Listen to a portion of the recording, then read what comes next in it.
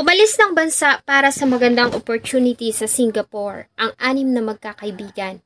Sa loob ng maraming taon ay tiniis nila ang labis na pangungulila para sa kani-kanilang mga minamahal sa Pilipinas. At para maibsan ang kanilang mga kalungkutan ay ang isa't isa ang kanilang naging sandigan.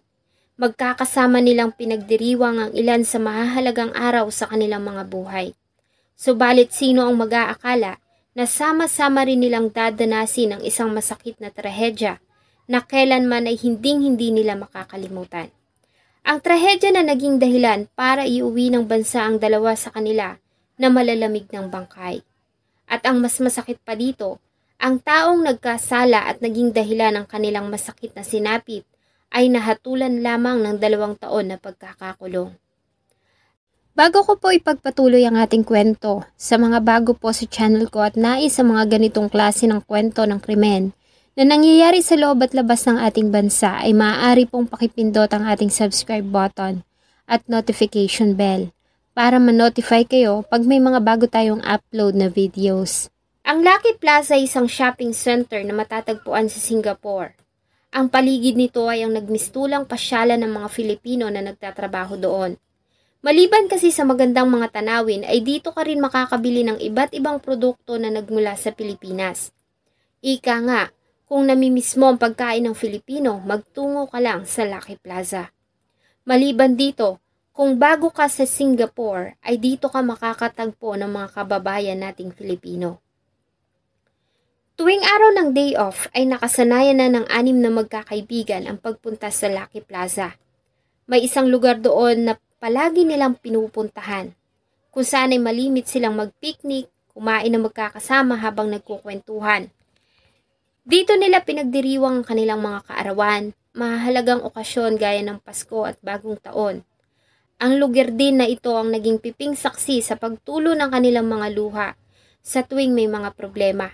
Dito din malimit na umalingaw-ngaw ang kanilang malulutong na tawa sa tuwing nagkakaroon sila ng masasayang kwentuhan at biruan.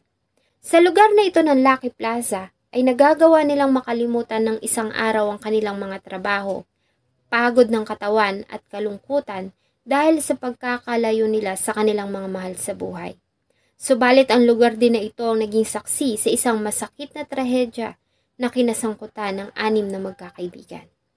December 29, 2019, araw ng linggo. Dahil ito na ang araw ng kanilang day off bago ang pagsapit ng bagong taon, ay maaga nilang sinelebrate ang pagsalubong sa pagpasok ng 2020.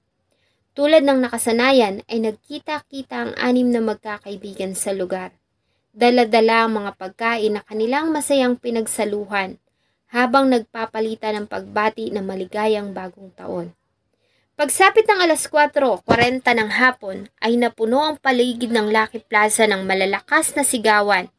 Ang dahilan ay ang pagsagasa ng isang sasakyan sa magkakaibigan. Sa kuha ng CCTV camera sa paligid ng Lucky Plaza, ay nakita ang sasakyan na sinubukang mag-U-turn sa Nutmeg Road.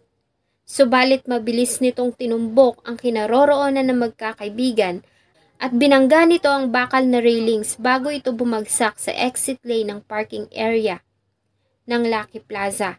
Ang 2 sa mga biktima ay nakaladkad ng sasakyan hanggang sa ibaba, samantalang ang 4 naman ay tumilapon sa iba't ibang bahagi. Nang magtungo ang mga pulis sa lugar ay dinatnan nila doon ang driver ng sasakyan, ang Malaysian national at legal resident ng Singapore na si Chong Kim Ho. Si Chong ay matagal nang nagtatrabaho sa Singapore bilang private hire car driver, katulad ng Grab. Bago ang crash, ayon dito ay uminto siya sa gilid ng Nutmeg Road para manigarilyo, matapos na ibaba malapit doon ang isang pasahero. Makalipas lamang ang ilang saglit ay nakatanggap siya ng booking mula sa isang pasahero na malapit lang ang location sa kanya. Para mas mabilis na makarating sa customer, ay nagdesisyon siya na magsagawa ng hindi otorisadong pagliko sa junction. Habang siya ay lumiliko, napagtanto niya na ang likuran ng kanyang sasakyan ay nakasampa ng bahagya sa gutter ng kalsada. Para makaalis sa pagkakasampa ang isang gulong, ay nagdesisyon siya na bahagyang apakan ng preno para maayos niya itong maiayon sa kalsada at matiyak na may sapat na espasyo para sa gagawin niyang pagligo. Subalit sa halip na ang preno ay naapakan niya ang accelerator ng kotse na siyang naging dahilan ng mabilis nitong pag-abante. Sumampa ito sa pedestrian pathway sa kahabaan ng Nutmeg Road, tumawid sa damuhan at dumiretso sa lugar kung nasaan ang 6 na mga magkakaibigan. Bumangga ito sa railing bago tuluyang nahulog sa exit lane ng parking area ng Lucky Plaza.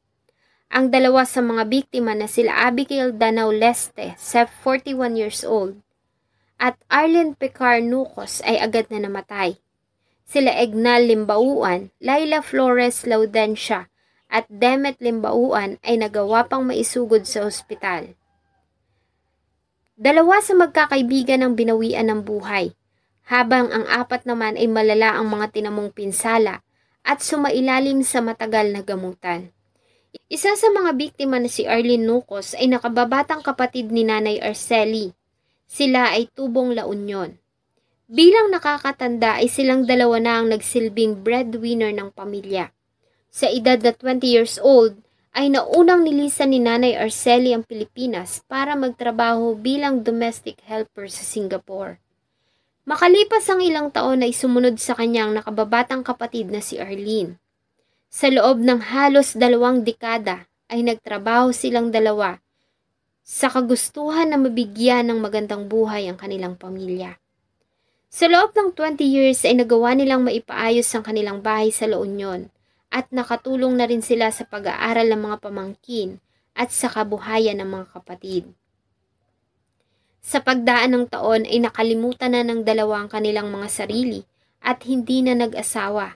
Sa halip ay itinuon na lamang nila ang atensyon sa pagtulong sa pamilya. Habang nasa Singapore, ilang mga kababayan na rin nila ang kanilang natulungan para makapagtrabaho doon.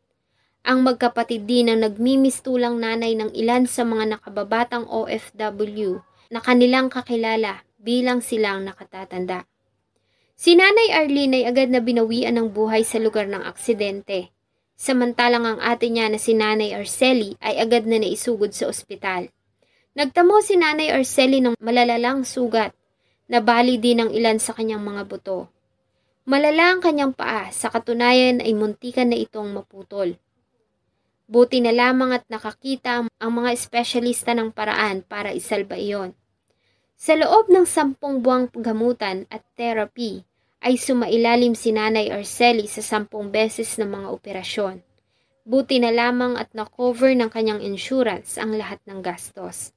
Maliban dito ay hindi rin siya pinabayaan ng kanyang mga amo na nagbantay at nag-alaga sa kanya sa loob ng hospital. Si Abigail Danao Leste naman ay tubong apari. Mula na maghiwalay sila ng kanyang asawa ay siya na ang tumayong ama at ina sa 2 anak. Sa loob ng 14 na taong pagtatrabaho sa Singapore ay hindi niya nakasama ang 2 anak sa mahahalagang araw, kagaya na lamang ng pagdiriwang ng kanilang kaarawan, Pasko at Bagong Taon. Sa kabila nito ay hindi naman siya nagkukulang at sinisiguro niya na naibibigay niya ang lahat ng mga pangangailangan ng mga ito, lalo na sa kanilang pag-aaral.